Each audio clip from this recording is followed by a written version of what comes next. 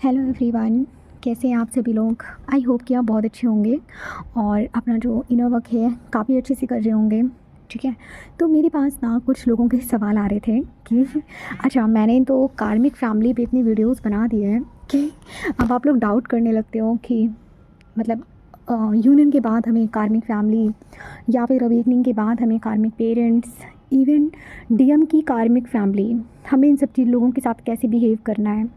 ठीक है, तो मेरे पास कुछ लोगों के सवाल आए थे और मुझे लगता भी नहीं है कि इस पे किसी ने कोई वीडियो बना रखा होगा तो इसीलिए मैंने सोचा कि मुझे आप लोगों से इस बारे में बात करनी चाहिए, क्योंकि हमें इनर वर्क कैसे करना है ना।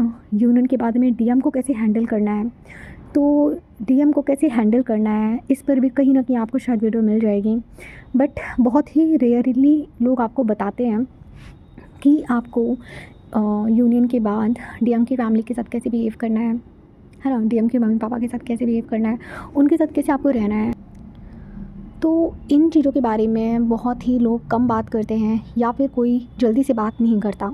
मेरे पास पर्सनली भी एक डिवाइन फेमिनाइन थी, उनका भी सवाल आया था कि मैम, अगर दोनों ही ट्विंस के जो पेरेंट्स हैं वो कार्मिक हैं, तो जब डिवाइन फेमिनाइन, क्योंकि वो अनमैरिड डीएफ हैं, ठीक है, तो उन्होंने सवाल किया कि जब डिवाइन फेमिनाइन शादी करेगी डीएम से, तो फिर उन्हें चीज़ें कैसे हैंडल करनी है ना। तो सही अगर मैं आपको बताऊँ तो इनर वर्क आपको इसीलिए करवाया जाता है, डिवाइन इनर वर्क आपसे इसीलिए करवाते हैं ताकि जब यूनियन के बाद आप और आपके डीएम सेम पेज पर आओगे, एक साथ आप आओगे, तो फिर आप चीज़ों को कैसे हैंडल करते हो, चीज़ों को आप कैसे बैलेंस करते हो।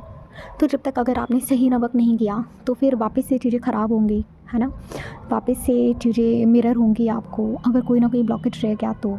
इसीलिए डिवाइन आप लोगों का जो सेपरेशन है वो कभी कभी इतना लॉन्ग इसलिए रख देते हैं ताकि आप लोग कम से कम, भले थोड़ा सा टाइम ले लो, लेकिन आप लोग कम से कम चीज़ों को सही वे में सीखो कि आपको चीज़ें कैसे हैंडल करनी है। तो उन डीएफ ने भी मुझसे सवाल किया कि मैम, अभी आपका जो बिहेवियर है आपके कार्मिक पेरेंट्स के साथ कैसा है ना। आप जब अपने डीएम से शादी कर लोगे तो आप कैसे डीएम के फैमिली के साथ आप कैसे बिहेव करोगे, मतलब शादी के बाद आप अपने डीएम की फैमिली के साथ कैसे बिहेव करोगे। तो अगर मैं बात करूं अपनी, सबसे पहले अगर मैं आपको अपने बारे में बताऊं, देखिए अभी मेरे डीएम से, देखिए मेरी शादी तो नहीं हुई है, बट जब हमारा यूनियन, मतलब जब हमारा परमानेंट 3D यूनियन होगा तो हमारी शादी भी होगी, और परमानेंट 3D यूनियन को ही शादी बोलते हैं, है ना। तो अगर मैं बात करूँ अभी अभी मेरे पेरेंट्स के साथ मेरा कैसा बिहेवियर है, देखो, थे तो वो मेरे कार्मिक, है ना। और मैंने आपको पहले भी बताया कि आपकी ट्रू ट्विन फ्लेम को छोड़कर इस दुनिया में हर कोई आपका कार्मिक है, even including your soulmate. Soulmate भी तब तक कुछ ही टाइम तक आपके साथ रहते हैं जब तक उन्हें आपसे एनर्जी लेनी होती है, उसके बाद वो भी कार्मिक में टर्न आउट कर जाते हैं। ठीक है, अगर आप हील नहीं हो तो अगर मैं बात करूँ कि मेरा अभी मेरे पेरेंट्स के साथ कैसा बिहेवियर है, तो मैं सच बताऊँ मेरा बहुत बैलेंस वाला बिहेवियर है मेरे पेरेंट्स के साथ। एक टाइम था जब वो मुझे ट्रिगर देते थे, मैं भी उनको कभी कभी ट्रिगर दे देती थी, हमारे बीच में नहीं बनती थी, हमारे बीच में सारी चीज़ें बहुत ख़राब थी, है ना। हीलिंग के बाद मेरे पेरेंट्स चेंज हुए, वो कार्मिक से सोलमेट में कन्वर्ट हो गए। अच्छा, एक चीज़ मैं आपको बताऊँगी, तो सबसे पहले अगर मैं आपको बताऊँ मेरा उनसे क्या बिहेवियर है, बहुत अच्छा है। ठीक है, वो मेरी केयर करते हैं, अगर वो अब मुझसे बात करते हैं तो मुझे ट्रिगर नहीं देते हैं। अच्छा, छोटे मोटे ट्रिगर्स तो देखो चलते रहेंगे, लाइफ टाइम चलते रहेंगे। ठीक है, ऐसा भी नहीं हो सकता कि सब कुछ अच्छा अच्छा चल रहा हो, चीज़ें बिल्कुल ख़राब नहीं हो, मैं ये भी नहीं कहूँगी। हाँ, लेकिन एक जो वे होता था ना पहले, बहुत ज़्यादा बड़े बड़े जो ट्रिगर्स मिलते थे, अभी वो नहीं मिलते हैं, क्योंकि ऑलरेडी मैं हील हूँ, मैं बैलेंस में हूँ, और इसलिए शायद अभी ऐसा कुछ नहीं है। और अगर मैं लर्निंग की बात करूँ तो देखिए, लर्निंग तो हमारी पूरी लाइफ चलती रहती है। मैं ये खुद को ये भी नहीं बोलूँगी कि मैं पूरी तरीके से एक फुली अवेकन डिवाइन फेमिनिन बन गई हूँ, वो देखो मैं कभी नहीं बन सकती, कुछ ना कुछ कमी रह ही जाएगी। और मैं आपको बता रही हूँ, आपको परफेक्ट नहीं बनना, आपको बैलेंस बनाना है। ठीक है, मैं किसी भी एरिया में आपको ये नहीं कहती कि आप परफेक्ट बनो, आप परफेक्ट नहीं बन सकते हो, कुछ ना कुछ छूटेगा ही। तो आप ट्राई कीजिए खुद को बैलेंस करने की, आपको परफेक्ट बनने की कोशिश नहीं करनी है। ठीक है, आपको चीज़ों को बैलेंस वे में लेकर आने की कोशिश करनी है। ठीक है, खुद को बैलेंस करने की कोशिश करनी है, खुद को डेली एक नया बेटर वर्जन बनाने की कोशिश करनी है। तो अभी मेरे पेरेंट्स हैं, वो मेरी केयर करते हैं, वो मुझसे पूछते हैं कि तुम्हें क्या चाहिए। अच्छा, ये भी नहीं है कि मैं उनके साथ बहुत ज़्यादा एनर्जी एक्सचेंज करती हूँ, ऐसा भी नहीं है, क्योंकि अगर आप कहीं पे भी अपनी एनर्जी बहुत ज़्यादा दोगे तो आप अंदर से खाली हो जाओगे। तो मतलब ऐसा होता है कि वो अपने काम में बिज़ी, मैं अपने काम में बिज़ी। अगर मैं घर पे रहती हूँ तो मोस्टली मैं अकेली रहती हूँ, मतलब अब अकेले मुझे ज़्यादा पसंद है। और आपको तो पता ही है कि अवेकनिंग के बाद आप ज़्यादा एनर्जी एक्सचेंज लोगों के साथ करना बंद कर देते हो, मतलब करते हो, ऐसा नहीं कहूँगी कि नहीं करते, बहुत लिमिटेड वे में करते हो। तो मेरा भी वही है कि मैं बहुत ज़्यादा लिमिटेड वे में करती हूँ, बहुत ज़्यादा एनर्जी एक्सचेंज मैं नहीं करती हूँ, ठीक है। स्टिल जब मेरी उनसे बात होती है तो हंसी मजाक होता है, हम बैठ के बातें करते हैं। अच्छा, मैं एक चीज़ आपको और बोलूँगी, अभी मैं उनको कार्मिक की नज़र से नहीं देखती हूँ, अभी मैं उनको सोल की नज़र से देखती हूँ, ठीक है। मैं उनको बहुत ज़्यादा भी नहीं मानती कि मतलब ये मेरे भगवान है, और मैं उनको इस तरीके से भी नहीं देखती कि मेरे दुश्मन है, ये मेरे कार्मिक है। तो ये अगर भावना आपके अंदर है अपने कार्मिक्स के लिए, तो उसको सबसे पहले रिमूव करना। खुद को महान समझना, दूसरे को कमज़ोर दूसरे को नीचे समझना, ये भी हमारा एक ब्लॉक होता है, ठीक है। अगर उन्होंने हमें ट्रिगर्स दिया तो ऐसा नहीं हो सकता है कि हम उन्हें ट्रिगर्स नहीं देते होंगे, ऐसा नहीं हो सकता, ठीक है। दोनों ही एक दूसरे को मिरर करते हैं, मैं पहले बता रही हूँ। तो अगर आपके अंदर ये भावना है कि मेरे कार्मिक तो मेरे दुश्मन हैं, वो मेरे से नीचे हैं, मैं बहुत महान हूँ, तो ये आपके अंदर का ब्लॉकेज है, इसको मैं ईगो बोलती हूँ। हमें हर किसी सोल को, मतलब हमें सबको ना एक नज़र से देखना है कि हाँ, हर कोई एक डिवाइन का चाइल्ड है, चाहे वो हमारे पेरेंट्स हों। मतलब आपको ऐसा भी नहीं करना कि आप उनको एकदम भगवान की नज़र से देखो कि मेरे मम्मी पापा है। हर वीडियो में मैं आपको ये समझाती आई हूँ, दे आर योर कार्मिक्स, उनके साथ आपका एक कार्मिक कॉन्ट्रैक्ट है। बट आपको उनको ऐसे भी नहीं बोलना कि मतलब ये मेरे तो कार्मिक्स हैं, है ना, ये तो मेरे दुश्मन हो गए, इनसे तो पता नहीं कौन सा, मतलब उनको नेगेटिव वे में भी आपको नहीं ले जाना है। चीज़ों को मैंने बोला ना, बैलेंस वे में लेकर चलना है। आपको उनकी रिस्पेक्ट करनी है क्योंकि वो आपके पेरेंट्स हैं, रिस्पेक्ट आपको करनी है उनकी, ठीक है। क्योंकि देखिए, कहीं ना कहीं उन्होंने बचपन से आपको पाला है, उन्होंने आपकी रिस्पॉन्सिबिलिटी ली है, तो रिस्पेक्ट करनी है, बट बैलेंस वे में करनी है। ना तो उनको भगवान बना देना है, ना उनको एकदम दुश्मन मान लेना है, ऐसा भी नहीं करना, बैलेंस वे में, है ना। मैं क्यों कहती हूँ कि बैलेंस वे में चीज़ों को लेकर आओ, बैलेंस वे में चीज़ों को लेकर चलो, ठीक है। किसी को इतना ज़्यादा इंपॉर्टेंस भी नहीं देना है कि आप उनके बिना अधूरे हो, आप उनको भगवान मान लो।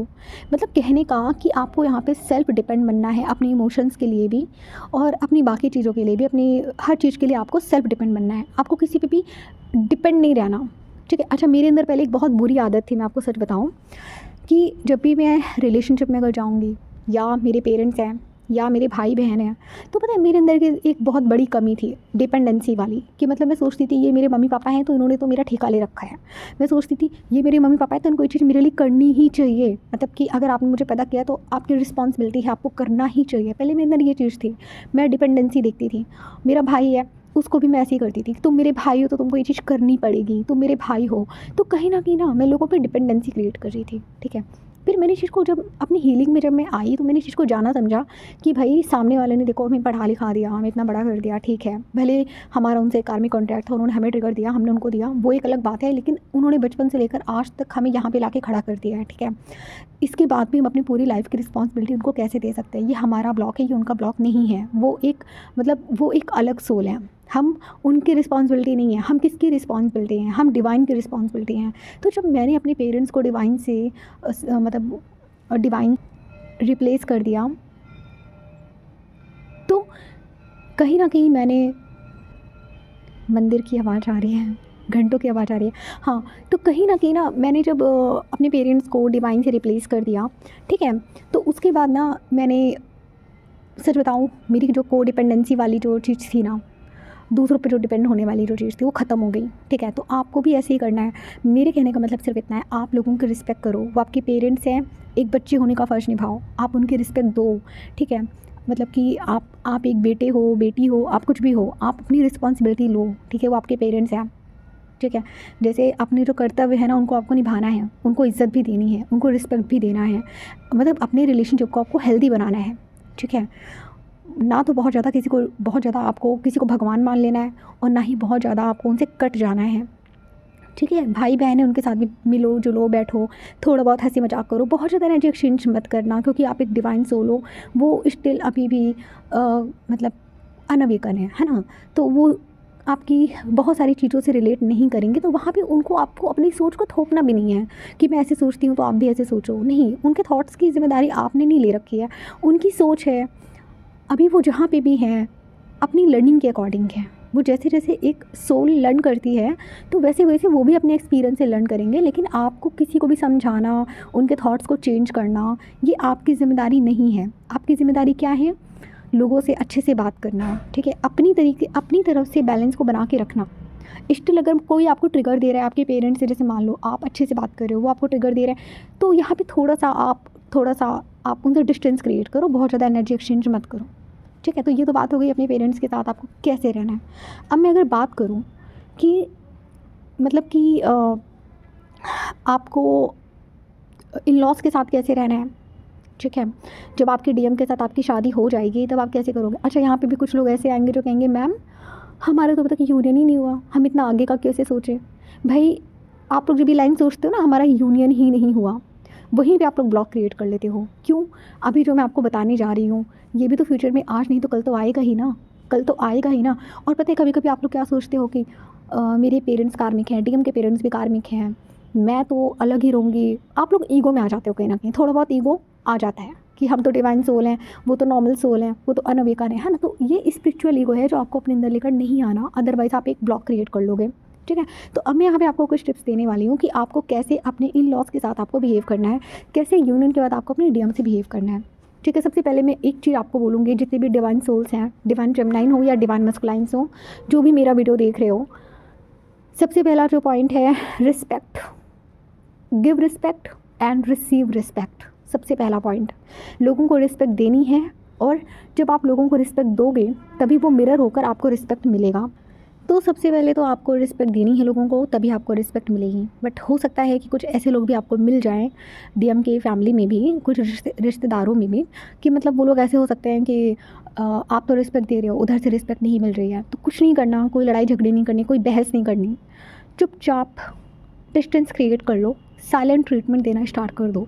मैं हमेशा बोलती हूँ जो लोग आपको रिस्पेक्ट नहीं देते हैं उनसे आपको लड़ने झगड़ने की ज़रूरत नहीं है, ठीक है, क्योंकि लड़ोगे तो एनर्जी जाएगी आपकी, कोई मतलब नहीं है, कोई फ़ायदा नहीं है।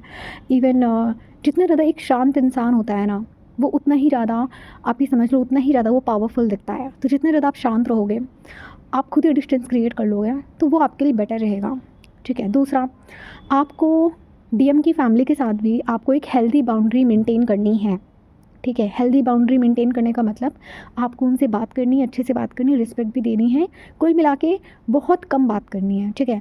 अब ज़्यादा बात अगर आप करोगे तो उससे क्या होगा, वो आपको लाइटली लेंगे, वो आपको हल्के में लेंगे, आप पे हंसेंगे। मैं सर बता रही हूँ, 3D के लोग ऐसे ही होते हैं, ठीक है। तो जितना ज़्यादा आप अपने आप में रहोगे, आप अपने काम से काम रखोगे, आप शांत रहोगे, उतना ज़्यादा लोग आपको रिस्पेक्ट देंगे। तीसरी बात, आपको अपनी पर्सनल चीज़ों के बारे में किसी भी पर्सन को शेयर नहीं करना, किसी को भी नहीं करना। आप और आपके हस्बैंड के बीच में जो भी लड़ाई झगड़े हुए हैं उनको प्राइवेट रखना है आपको, ठीक है। मतलब आप लोगों को, अगर देखिए लड़ाई झगड़े हर रिश्ते में होते हैं, शादी के बाद हो सकता है आपके डीएम से कुछ आपसे लड़ाई झगड़े हो जाए, उसको भी प्राइवेट रखना है। ये नहीं कि आप डीएम की मम्मी से बता रहे हो, बहन से बता रहे हो, वो आप हस्बैंड वाइफ हो, कुछ प्राइवेट चीज़ें होती हैं उनको प्राइवेट ही रखना है, लोगों से अपने बारे में ज़्यादा शेयर नहीं करना है, ठीक है।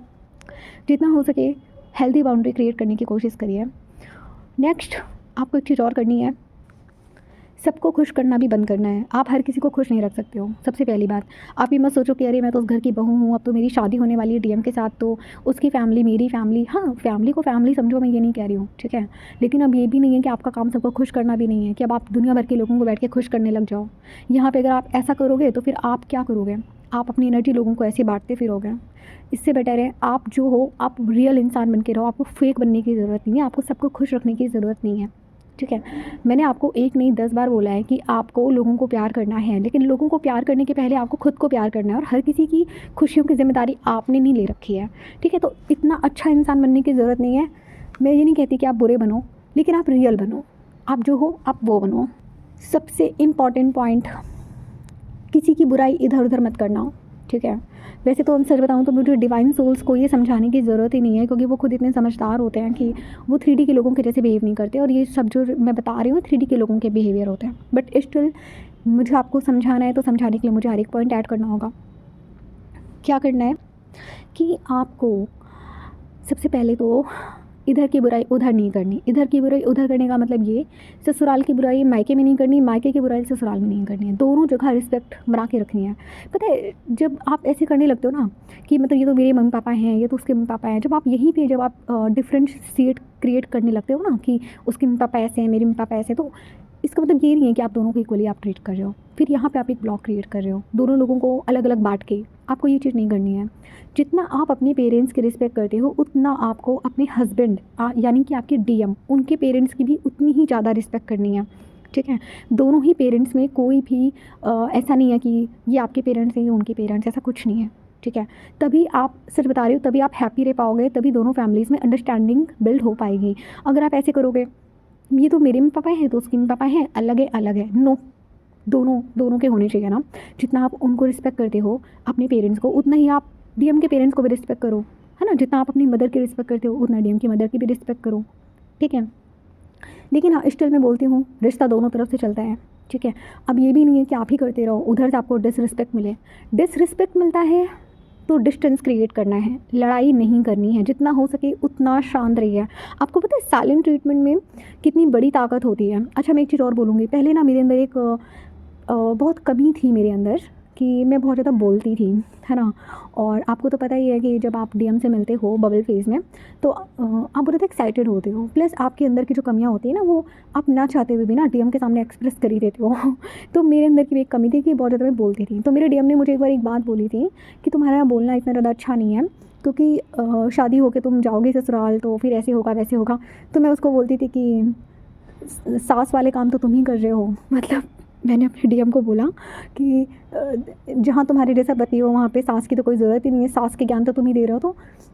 तो मुझे, मैंने थोड़ा फ़नी वे में डीएम को बोला, लेकिन जब मैंने बाद में जब मैंने इनकी बात को रियलाइज़ किया, जब मैं अपनी हीलिंग में आई, तो मुझे पता चला कि मेरे डीएम कितनी सही बात बोल रहे थे। मतलब अगर मैं बोलूँ तो बेसिक जो अंडरस्टैंडिंग है वो मेरे डीएम में पहले से ही थी, ठीक है। बट हाँ, कुछ ईगो था जो डिवाइन को उनका हील करवाना था, तो वो ब्लॉकेजेस देखो दोनों में होते हैं ना, अलग अलग तरह के होते हैं। ज़रूरी नहीं जो ब्लॉकेज मुझ में हो वो उनमें भी हो, और जो उनमें हो मुझ में हो।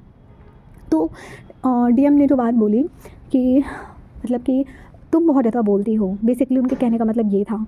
और उस टाइम पे तो मैं इस चीज़ को एक्सेप्ट नहीं करती थी अपनी ईगो की वजह से कि नहीं, मैं कहाँ बोलती हूँ, मेरा तो नेचर है ये, है ना। बाद में जब मैं अपनी हीलिंग में आई ना, तब मैंने इस चीज़ को समझा। मैंने कहा नहीं यार, मेरे डीएम ने कितनी सही बात बोली थी, मैं तो सच में बहुत ज़्यादा बक करती हूँ।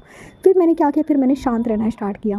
और सच में बता रही हूँ, आप कभी नोटिस करना, अभी तो चलो मैं आपको समझाने के लिए इतना बोलती हूँ, बट रियल लाइफ में मैं लोगों से, मैं सच बता रही हूँ, जहाँ पे मैं अपने दोस्तों से पहले 1-1, 2-2 घंटे बात करती रहती थी कॉल पे, है ना। अभी मेरी किसी से बात नहीं होती, मैं सच बता रही हूँ। मैं लोगों से खुद इतनी कट ऑफ हूँ, इतनी ज़्यादा डिस्टेंस में हूँ कि मेरे दोस्त मुझसे कहते हैं भाई तुम बात क्यों नहीं करती हो, तुम तो अपनी अपनी लाइफ में इतने ज़्यादा बिजी हो, तुम्हारे पास तो हमारे लिए टाइम ही नहीं है। तो मैं सोचती हूँ मैं क्या बात करूँ भाई। अभी ना मतलब अकेले रहने में मुझे इतना अच्छा लगता है कि मैं लोगों से बात करना पसंद नहीं करती हूँ। मैं दिन भर अपने काम में बिज़ी रहूँगी, एकदम शांत रहूँगी, जितना ज़रूरत होगी मैं उतना बोलूँगी। तो हाँ, डीएम की मुझे ये बात बहुत ज़्यादा सही लगी जब उन्होंने मुझसे बोला इतना बोलना ठीक नहीं है। तो इस चीज़ को मैंने एक्सेप्ट किया और मैंने इस चीज़ को रियलाइज़ भी किया कि नहीं, बात तो एकदम सही है, इतना बोलना अच्छा नहीं है, ठीक है। तो आपको ये चीज़ का भी ध्यान रखना है, ठीक है। तो जितना हो सके आपको उतना बोलना है, ठीक है। शादी के बाद आपको एक चीज़ और भी ध्यान रखनी है कि आपको बहुत ज़्यादा, आपको हर चीज़ में कमियां नहीं निकालनी है कि तुम्हारे घर वाले तो ऐसे हैं, वो ऐसे हैं, ये तो ऐसे हैं। आप चीज़ों को ऑब्जर्व करो। जो बात आपको किसी की बुरी लगती है, ट्राई करो कि आप प्यार से उस इंसान को वो चीज़ बोलो, ठीक है। जैसे मान लो आपको फॉर एग्जांपल डीएम की मम्मी की कोई बात आपको नहीं पसंद आई है, अपने हस्बैंड की मम्मी की कोई बात आपको नहीं पसंद आई है, तो बेहतर है कि आप उनसे डायरेक्टली इस बारे में बैठ के बात करो कि मम्मी आपकी ये चीज़ है जो मुझे नहीं सही लगी है।